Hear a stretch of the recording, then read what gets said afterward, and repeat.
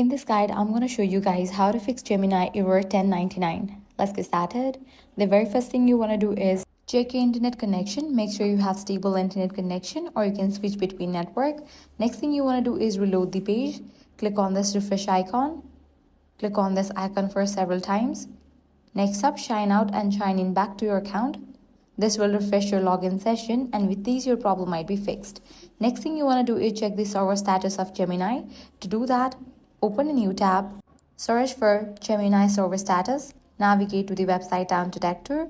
Now if you found out any outages over here, you will need to wait until the service will be restored from their site. If there are no issues, you can follow other steps. Clear cache and cookies of the browser. For that, click on three dots, navigate to the option settings, go to privacy and security, click on site settings.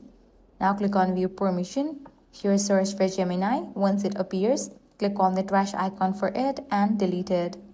Likewise, you can also check whether you are connected to any VPN, ad blockers or proxies. Go to the extension section, disable all of these. If you are using Gemini through your workplace or school account, there may also be administrative restrictions preserving access, so check with your administrator if necessary. Lastly, if none of these solutions work, visit Google support resources and report the issue. Be sure to include details such as the device you are using, whether you are accessing Gemini through the app or website, and when the error started occurring. This information can help support teams identify and resolve the problem more quickly. And that's it. These are some best ways to fix Gemini Error 1099 and restore access to Gemini.